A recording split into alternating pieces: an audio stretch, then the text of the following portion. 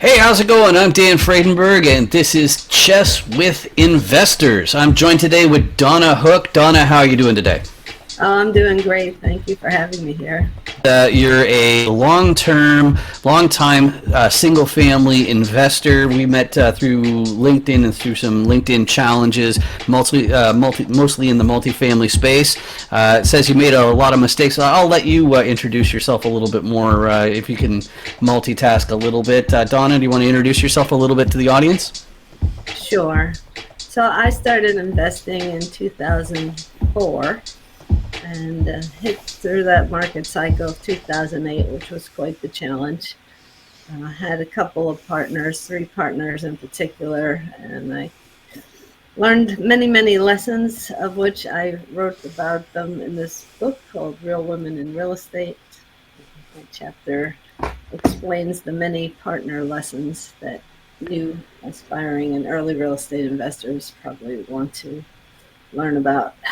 Um, since 2021, I became interested in multifamily, and so now or I should say commercial real estate. So now I'm invested in a 30-unit multifamily as a GP. I'm in an industrial property as a GP and doing some tax deeds as well.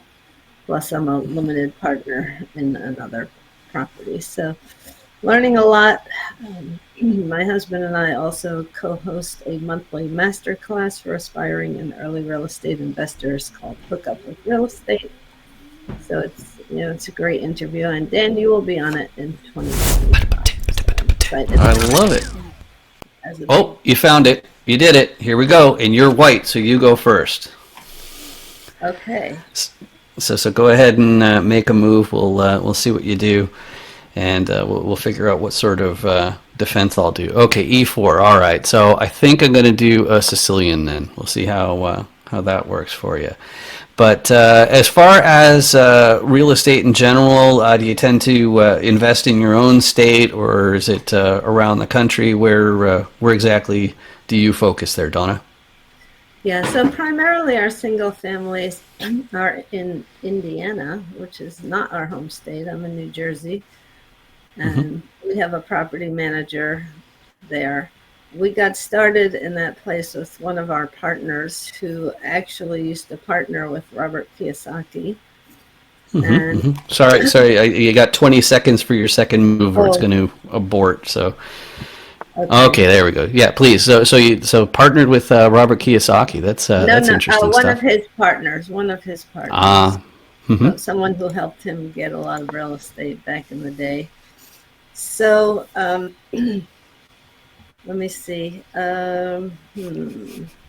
This is brutal, right? You know, this Yeah, multitasking. it is brutal. So, Okay. uh, okay. Let me think about what I'm doing here. Oh, sure. And of course, it disconnected my headphones again, so I apologize if there's a little bit of So, echo. That should go yeah. away in a second. So it Go was ahead. an interesting time with that partner. He was doing a lease option strategy. So we were the financial partners and he was the operating partner. And um, so it worked out well until like the 2008, 9, 10 area. And then, um, so what happened was, he stopped during 2008, he stopped paying the mortgages. Like he was managing the mortgages and everything. And we get this call from Bank of America. It's like, your mortgage is late. We're like, hey, we don't have a Bank of America mortgage. What are you talking about? So apparently we had Countrywide, and Countrywide was taken over during Hmm. that time by Bank of America. So once they named the address, we're like, okay. So what happened was, um, what happened was, you know, our credit started taking a hit, and oh boy, I can see that I'm in a bad spot right now. So, All right. It's just so funny too, right? Because it also brings out people's competitive nature. So I'm always interested to see. It's like, okay, so where's the priority? Is it the storytelling or is it figuring out the moves? It's this is really tough. Have you ever seen that show Hot Ones on YouTube where they eat the spicy chicken wings during the Oh interview? yes, I did. I did. Well, I saw the Thanksgiving version of it. Like, woo! Right. Anyway, so he stopped paying our mortgage, and our credit was getting ruined, and so slowly I'd start calling him, and I'd say, hey, what's going on with our credit or with the mortgage? And one day he just said, you know what, I'm done, goodbye, and he walked away and handed us 5 properties in one day with 5 more mortgages. So if you can imagine what that was like, it was quite an interesting time. Yeah, yeah, and this is all in the book that you held up, the Real Women in Real Estate Volume One. That's It is. that story. Excellent, excellent, and that's Yeah, so that's available on Amazon, right? it is. It is. Excellent, All right. excellent. Now, I appreciate you taking the lighter load here, and I'm trying to figure out what my next move is. Gotcha, gotcha. Maybe I'll go over here and no, I'm giving that one up. Um, all right. What am I going to give up here? I'm going to give up something. Yeah, Um, yeah. Well, that's what they say. You know, if you want to make an omelet, you got to break some eggs, right? yeah. So So, let so me give up. What am I giving up? Um, But well, did you was becoming an author? Was that a long time aspiration of yours, or is that something that just kind of came out of the blue? How did that come about? yeah. So this is actually the second book I've contributed. The first one is on public speaking. So I do public speaking coaching on the side. I help people overcome their fear of public speaking. I've Hmm. been involved in the Toastmasters for a very long time. I'm really good helping people pull out their stories, even interview prep, all those kind of storytelling ideas. I'm quite good at. Yeah, So and this that's came becoming so about. important. Sorry for speaking over you. I was just saying that that's become so much more important with the advent of social media and personal branding. I think it's like it's always been valuable to your career to be able to speak confidently, but I really think it's much bigger. But you were about to say, sorry, Donna. Oh, so this book came about. There's a women's group on WhatsApp that I'm part of, real estate group, and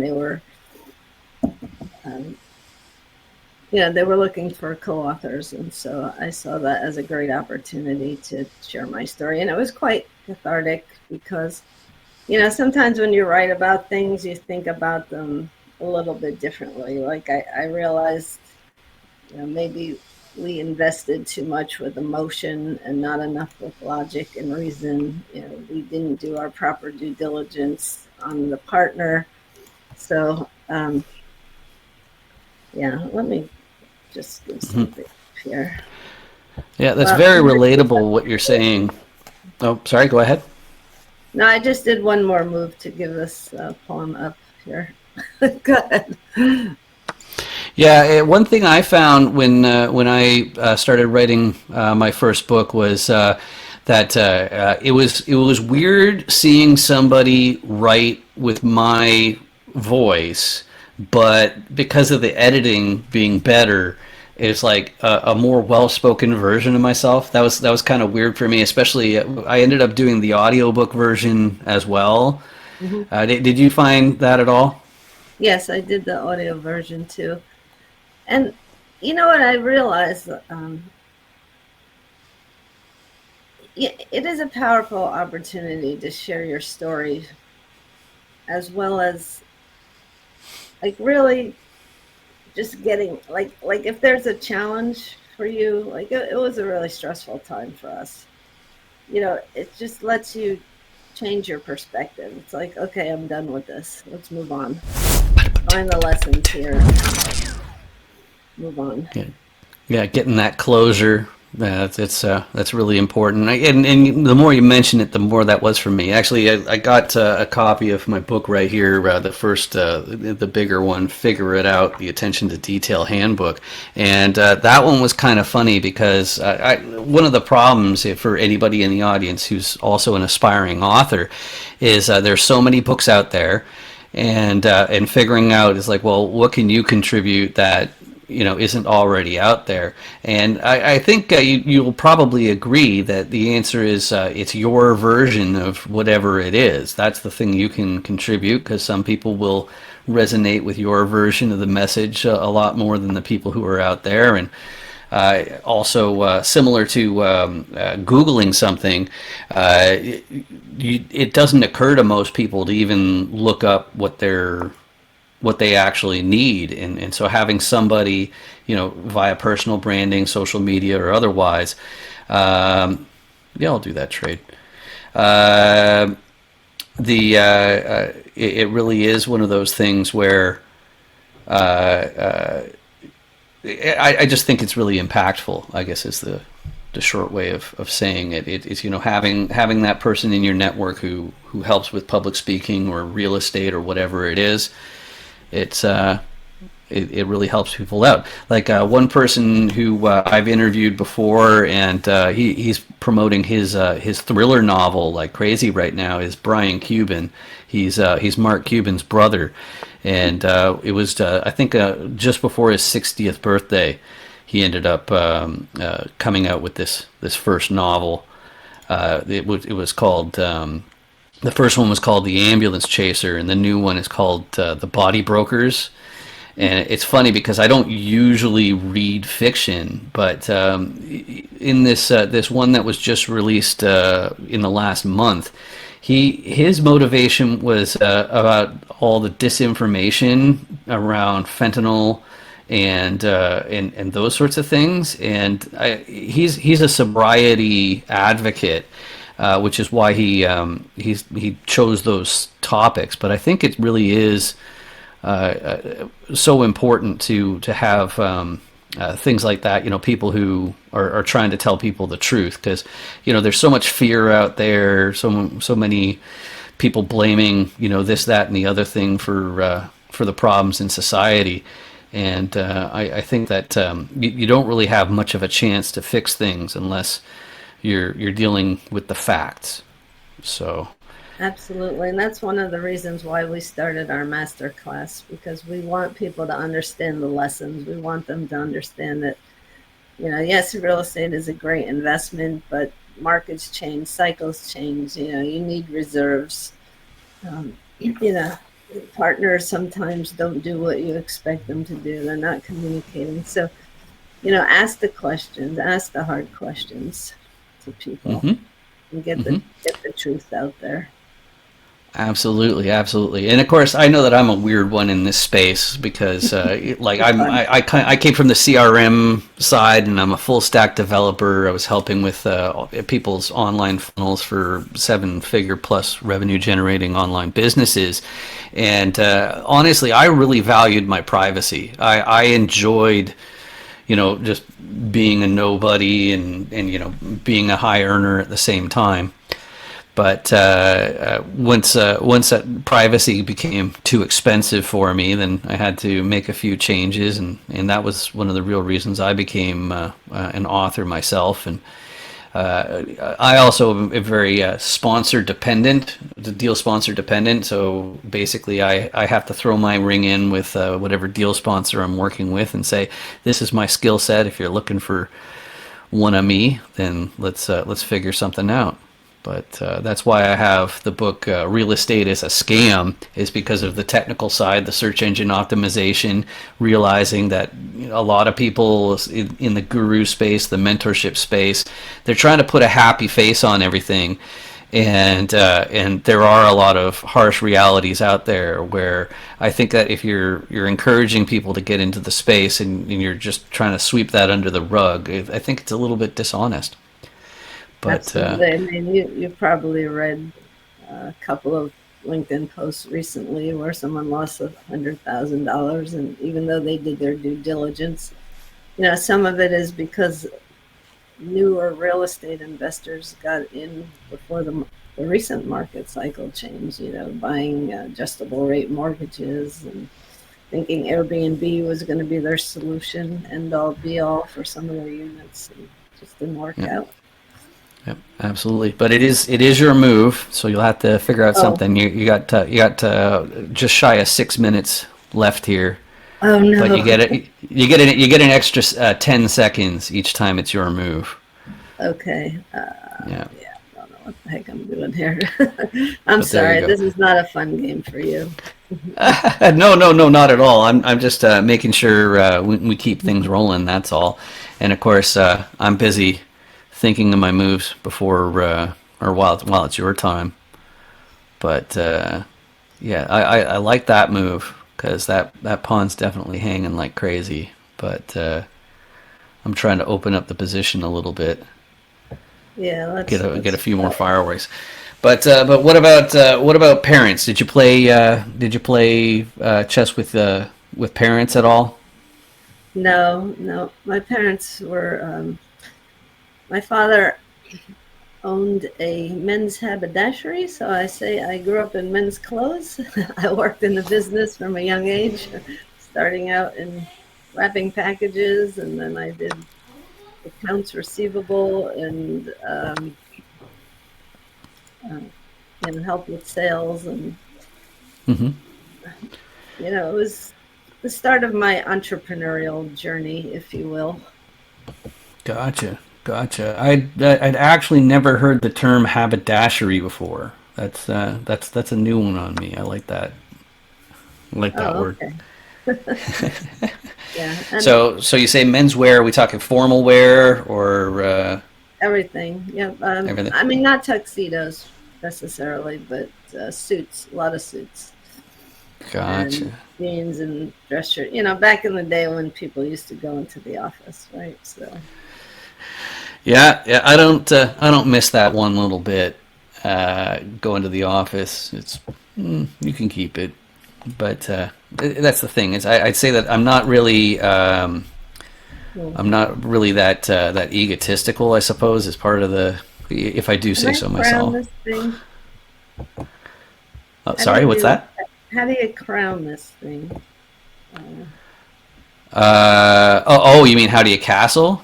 Castle it. Sorry. Yeah. Yeah, you can't castle out a check. I put you in check with my queen, and that's why you're not able Oh, to do it right now. But yeah, it looks like you got a few different moves. You can block with your pawn, and then you'd be able to castle. So that's with okay. your c pawn.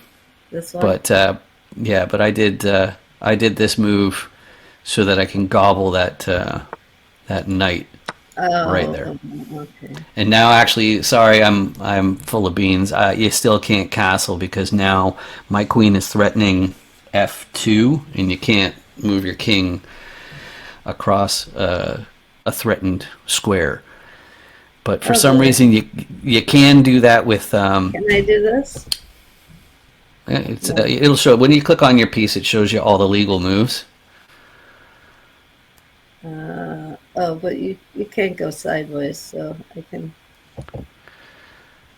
I guess it's not a legal move. All Yeah, right. yeah, Well, yeah, yeah. Because I I'm threatening f1 with my queen, so that's why you can't go sideways. you can take that.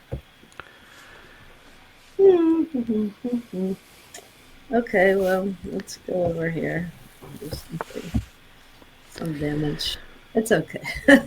Yeah. Yeah, yeah. My mother was in real estate, actually, sales agent back back in the day when all the listings were on paper and you had to put them in a binder. So I used to help her with that task.